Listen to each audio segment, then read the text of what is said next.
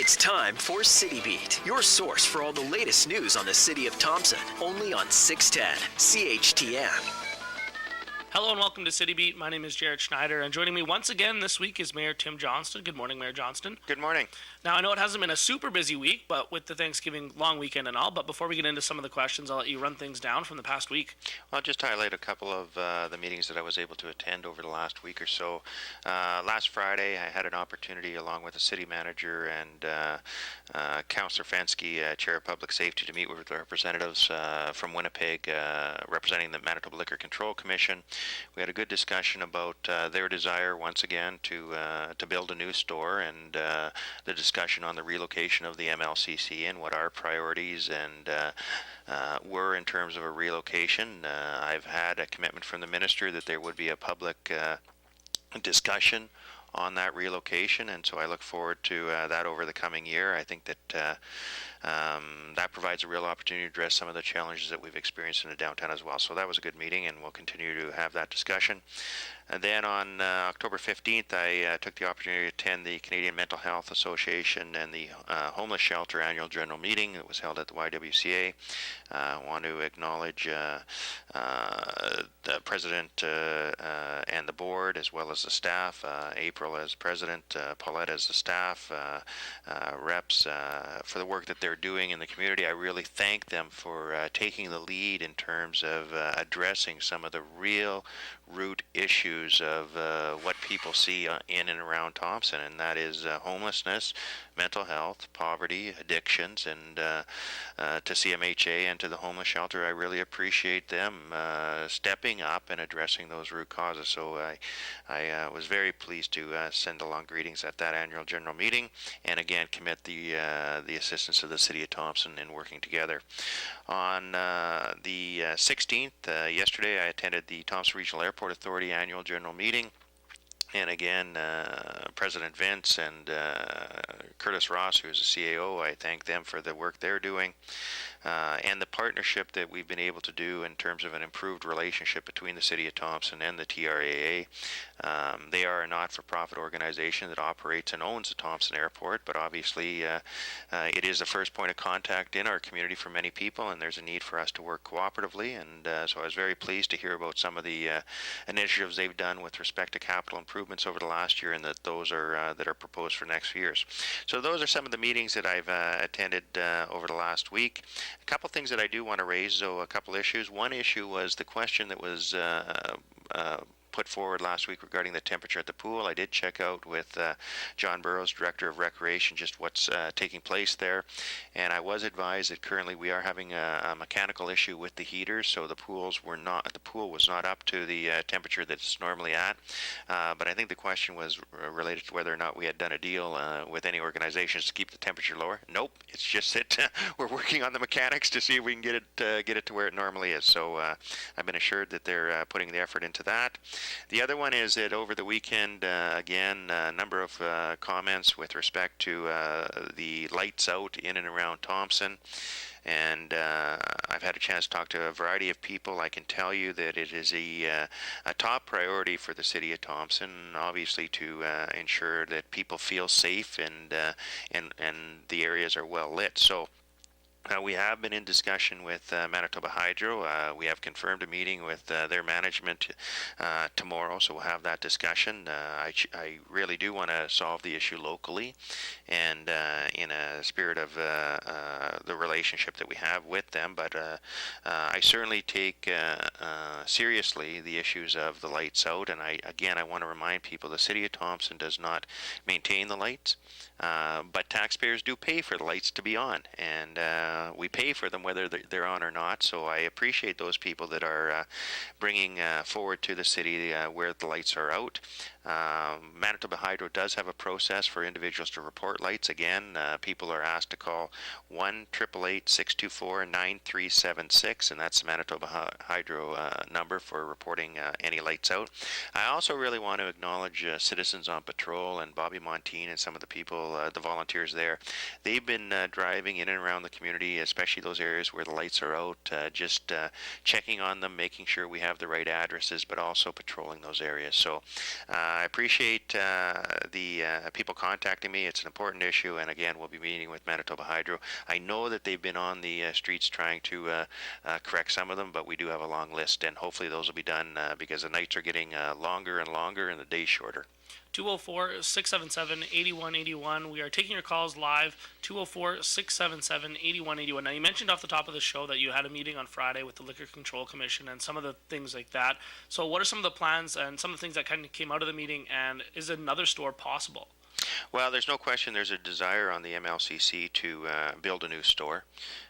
We've had that discussion for a few years. One of the real challenges was land available. Through the Tedwig process, as people are aware, we're bringing 88 acres of new land into the boundaries, and a large part of that, 20 to 40 acres, will be for commercial space. So we'd worked with the MLCC. They had wanted to look at building sooner rather than later, but we wanted to work with them to make sure we find the right location, because I think that's critical. We have an opportunity that doesn't come along very often to address some of the challenges that we've heard. So we're going to take it through the process of having some dialogue with the community and also making sure that we plan it properly. And again, with the land now coming into the inventory, I think it's a real opportunity. 204-677-8181. Now, with us fully into fall and into October now, we see some of the things around the city, including leaves and stuff on the ground. Is there somewhere people can take their compost and some of their residential waste as they do get ready and get their lands all ready for winter? Well, I think the compost sites are still up and running, I believe, at the city yard. More importantly, I think as a result of the composting, which has gone so well over the summer, we're making available free compost for people to pick up at the same location just outside the gates at the city yard. So encourage people to do that. And although I would say to people, enjoy the leaves, because I'm pretty sure they're going to be covered fairly soon. So it is getting down to the wire in terms of people getting out and cleaning up their yards. 204-677-8181. Now, would you happen to know what the hours for the recycle center are? And I know the e-waste Saturday, the last one will actually be next Saturday. Yeah, I couldn't give you the hours off the top of my head. I'll certainly check into that, but I would encourage people, if they're looking for that type of information, to give the city a call, 677-7910. Perfect. And now we have a city council meeting coming up on Monday. What are some of the things that we could see on the agenda? Well, it's going to be an interesting evening on Monday night. Of course, we've got the public hearing with respect to the support facility on Cree Road, and I encourage people to come out and state their opinion. It'll be a public hearing starting at 7 o'clock, and it's designed so people can come out and state their opinion.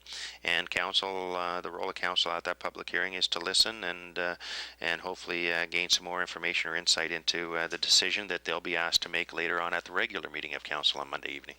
204-677-8181. Taking your calls to Mayor Tim Johnston, 204-677-8181. Now, you mentioned also at the top of the show that you got to go to the AGM for, I believe it was the CMHA and the homeless shelter. Now, maybe just run down that and kind of how that went.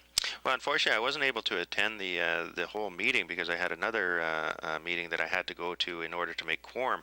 But I thought it was extremely important, and so I had advised that I would be stopping in for sure, because I really did want to express, again, to the board and the staff, the value of the work that is being done in this community. I think all too often, so many people in Thompson look at it through, the glass being half empty. But I'll tell you this, there are so many organizations doing some really positive things, and certainly in terms of homelessness and mental health, CMHA and the homeless shelter are taking the lead, and so I wanted to make sure I was able to attend even for a brief period to express my appreciation and to thank them and to encourage them to continue that fight, to continue to lead, because I'll tell you this, until we can really address those root causes, you're not going to get the difference that people want, and that's why we need the community to come together and to support.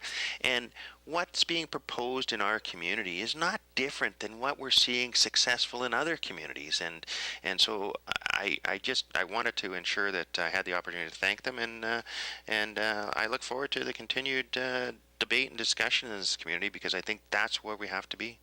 204-677-8181. Now, we know we have the Speak Up Thompson meeting. I believe it was about a week and a half ago now, or just over a week ago. We have the last one coming up on the 30th, so maybe run down that and some of the things that we'd like to see on the 30th. Well, again, this year we decided to hold 2 meetings, and the last one will be September the 30th, Wednesday evening, 7 to 9 o'clock at Deerwood School.